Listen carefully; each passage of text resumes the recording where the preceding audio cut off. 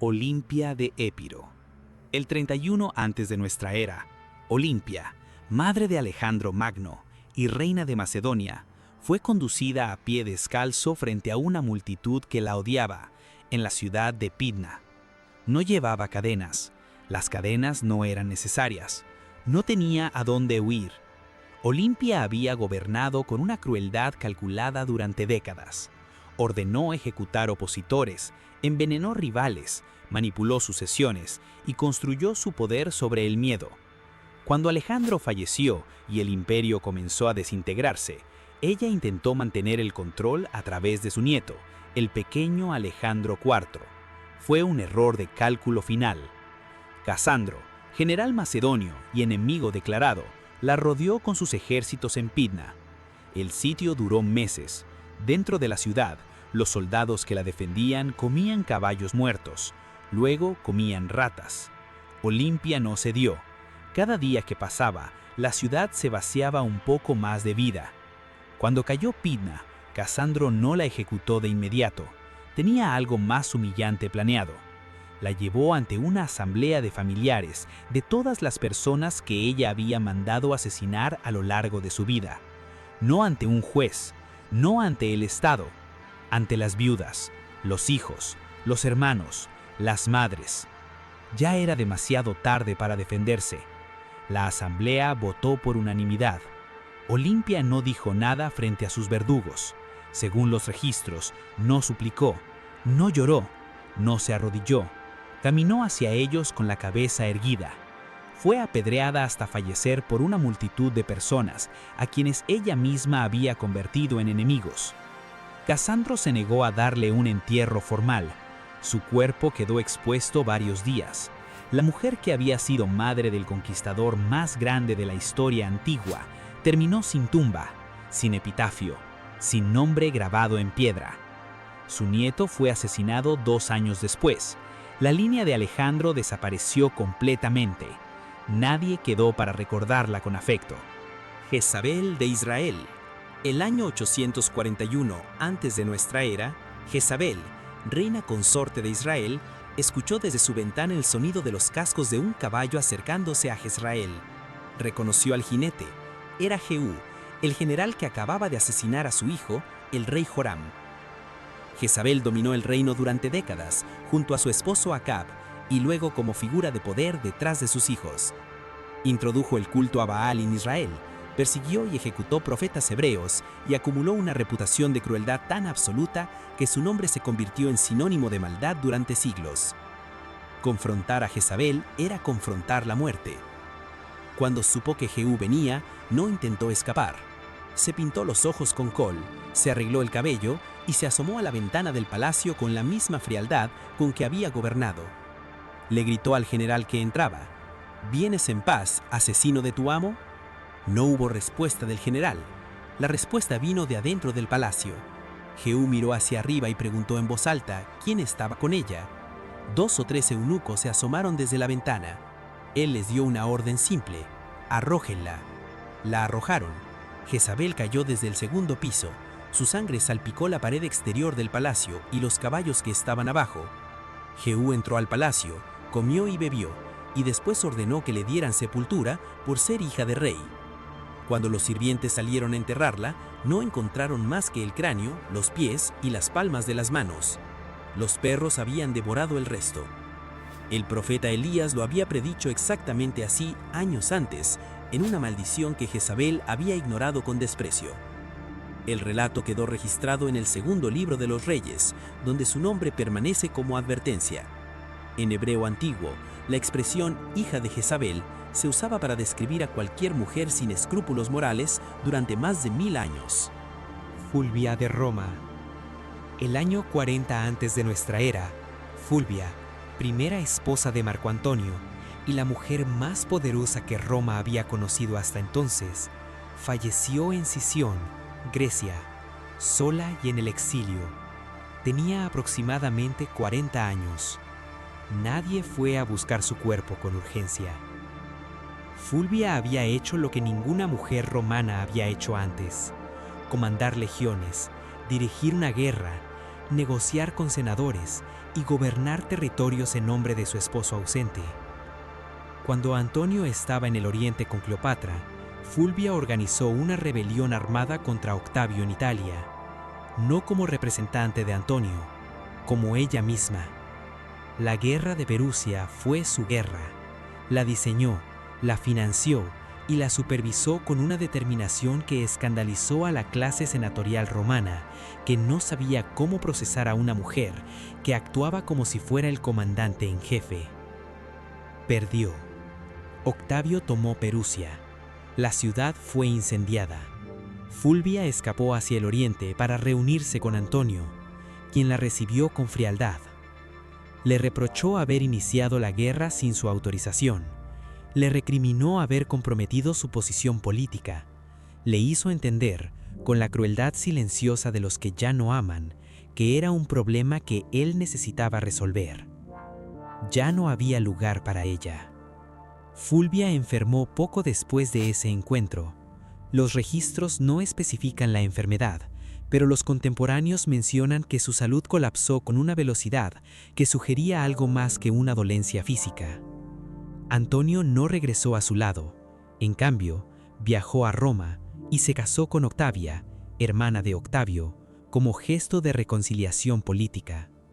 Se casó mientras Fulvia todavía agonizaba. Ella falleció sola en una ciudad griega que no era su hogar, habiendo perdido la guerra, el poder y al hombre por quien lo arriesgó todo en el mismo año. Ninguna inscripción romana conmemoró lo que logró. Durante siglos fue recordada solo como el problema que Antonio tuvo que resolver antes de casarse con alguien más conveniente. Liu Shi, emperatriz Wu de Han. El año 180 antes de nuestra era, la emperatriz viuda Liu Shi, conocida como emperatriz Liu, falleció en Chang'an tras semanas de deterioro físico acelerado. Los registros imperiales la describen aterrorizada, convencida de que estaba siendo perseguida por el fantasma de Qi Ji, la concubina a quien ella misma había convertido en un objeto humano 15 años antes. Liu Shi había gobernado China con mano de hierro durante décadas. Fue la primera mujer en ejercer poder imperial real en la historia china. Eliminó rivales con precisión quirúrgica, colocó a miembros de su familia en posiciones clave y gobernó a través de emperadores niños que no eran más que figuras decorativas en su corte. Su acto más recordado no fue político, fue personal. Cuando el fundador de la dinastía Han falleció, Qi Ji, su concubina favorita, quedó desprotegida. Liu Shi ordenó que le cortaran las manos, los pies, que le arrancaran los ojos, que la dejaran sorda y muda con sustancias y que la depositaran en un foso. La llamó el ser humano. Invitó a su propio hijo, el nuevo emperador, a observarla. El hijo quedó tan perturbado que nunca volvió a gobernar con efectividad. Liu Shi continuó gobernando, parecía indestructible, hasta que no lo fue. Años después de la muerte de Qi Ji, comenzó a ver cosas, perros que nadie más veía, figuras en los pasillos del palacio. Los médicos imperiales registraron que describía al perro como un espíritu vengador. Se negó a comer, no podía dormir. El deterioro fue rápido y total. Falleció 2 meses después de que los síntomas comenzaron. Cuando murió, los funcionarios que habían sobrevivido su reinado actuaron de inmediato. Exterminaron a toda la familia Liu en cuestión de días. Borraron sus decretos, eliminaron su influencia administrativa con una velocidad que sugería años de planes guardados en silencio. Su tumba existe, pero sus logros políticos fueron suprimidos de los registros oficiales durante siglos. La historia china la recordó no como gobernante, sino como el ejemplo de lo que ocurre cuando una mujer toma el poder que no le fue asignado. Brunilda de Austrasia. El 613 de nuestra era, Brunilda, reina de Austrasia y Borgoña, fue ejecutada públicamente en el campo de Reneva, en el norte de Francia. Tenía aproximadamente 70 años. Había sobrevivido guerras civiles, asesinatos, exilios y traiciones durante 50 años de política merovingia. No sobrevivió a su último enemigo. Brunilda había llegado desde la Hispania visigoda como reina consorte y se transformó, con el tiempo, en la figura política más formidable del reino franco. Gobernó como regente, como consejera, como estratega.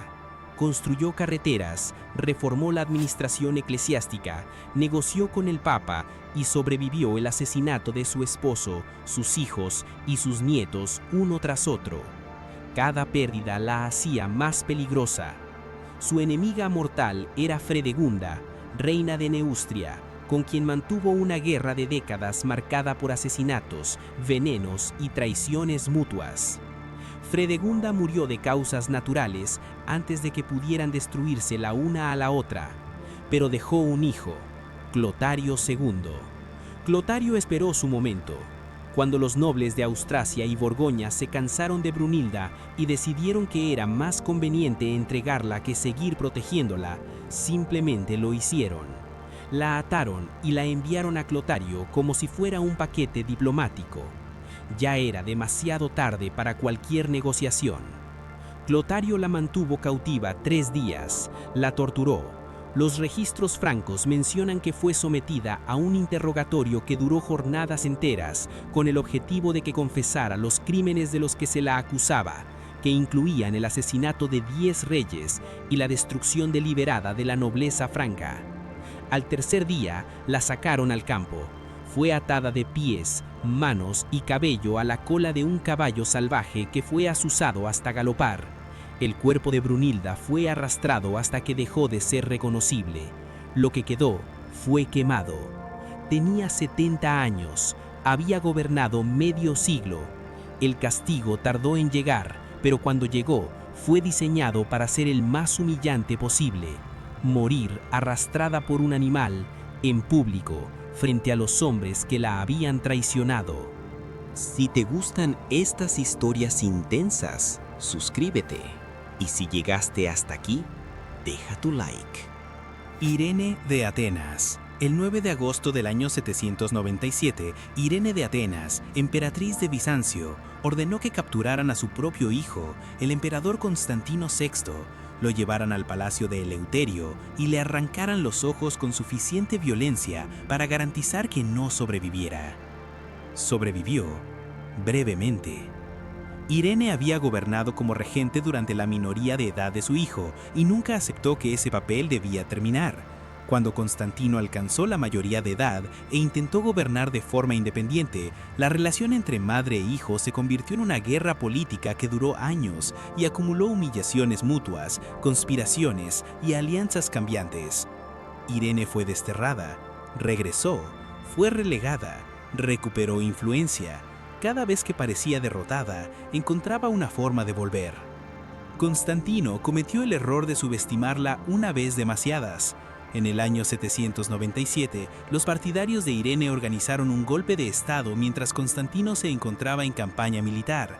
Lo atraparon, lo devolvieron a Constantinopla, lo llevaron a la sala del palacio donde había nacido, lo cegaron ahí. El procedimiento fue tan violento que los médicos imperiales reportaron que las heridas eran incompatibles con la supervivencia. Murió días después sin haber recuperado la conciencia. Irene se proclamó emperatriz, no emperatriz consorte, no regente, basilisa autócrata, primera mujer en gobernar el imperio bizantino con título imperial pleno. Su reinado duró 5 años. En el 802, un grupo de funcionarios organizó un golpe mientras ella dormía. La despertaron para informarle que había sido depuesta. La enviaron al exilio en la isla de Lesbos, donde fue obligada a trabajar hilando lana para sostenerse. El registro histórico menciona esta imagen con una precisión que parece deliberada. La mujer que había gobernado el mayor imperio cristiano de su época, hilando lana en una isla, sola. Falleció menos de 1 año después del exilio. Las fuentes no registran la causa, solo registran que fue rápida. Isabeau de Baviera, reina de Francia. El 24 de septiembre de 1435, Isabeau de Baviera, reina de Francia y esposa de Carlos VI, falleció en el Hotel Saint-Paul de París. Tenía 64 años. Llevaba décadas siendo la figura más odiada del reino. Murió sin que nadie en la corte lamentara su partida con demasiado entusiasmo.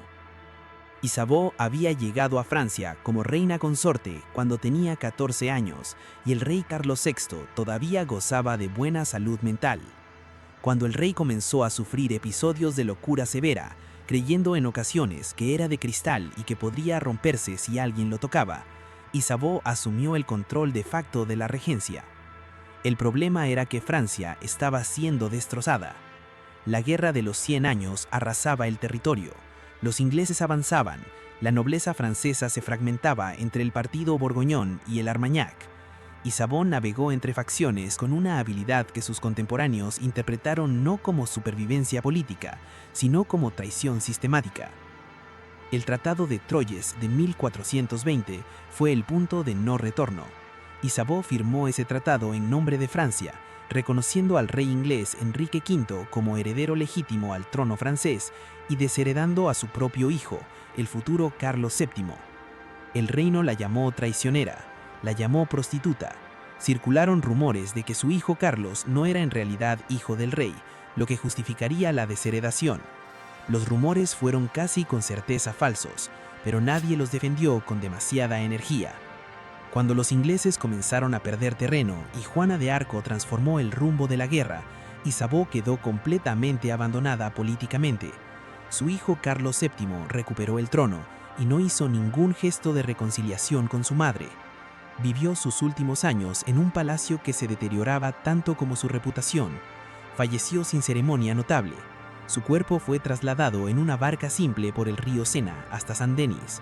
No hubo procesión real. No hubo multitudes. Los registros históricos la destruyeron durante siglos. Solo en el siglo XX los historiadores comenzaron a revisar si merecía algo más que el papel de villana que le habían asignado. Catalina de Medici. El 5 de enero de 1589, Catalina de Medici, reina madre de Francia, y la mujer que había gobernado el reino desde las sombras durante 3 décadas, llamó a su médico y le describió lo que sentía. Pleuritis, determinó él, una infección en el revestimiento de los pulmones. Catalina tenía 70 años y su cuerpo había llegado al límite.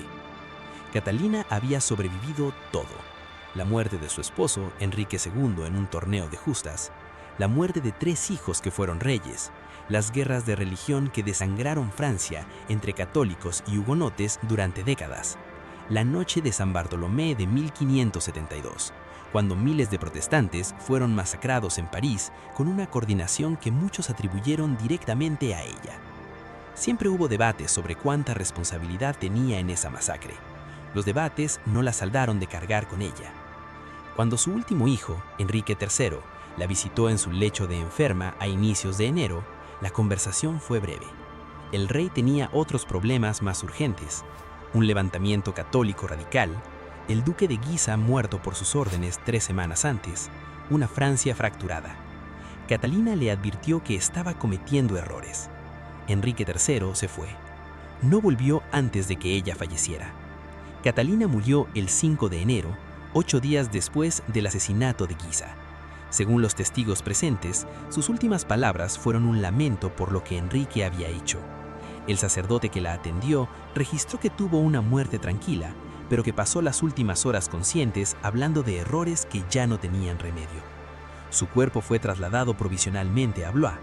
No podía ser enterrada en Saint-Denis, el Panteón Real, porque los disturbios en París hacían imposible el traslado. Permaneció en Blois durante más de 20 años, sin sepultura definitiva, mientras Francia continuaba desintegrándose. Enrique III fue asesinado 7 meses después. Con él se extinguió la dinastía Valois, la misma que Catalina había dedicado su vida entera a preservar. Todo lo que construyó desapareció en menos de un año después de su muerte. Ana Bolena. El 19 de mayo de 1536, Ana Bolena, reina de Inglaterra y esposa de Enrique VIII, fue ejecutada en la Torre Verde del Castillo de Londres. La ejecución comenzó a las 8 de la mañana. La espada del verdugo especialista, traído desde Calais específicamente para este propósito, separó su cabeza del cuerpo en un solo movimiento. Ana había tardado 7 años en convertirse en reina. Enrique VIII disolvió su matrimonio con Catalina de Aragón, desafió al Papa, creó la Iglesia de Inglaterra y transformó la estructura religiosa de su reino por ella.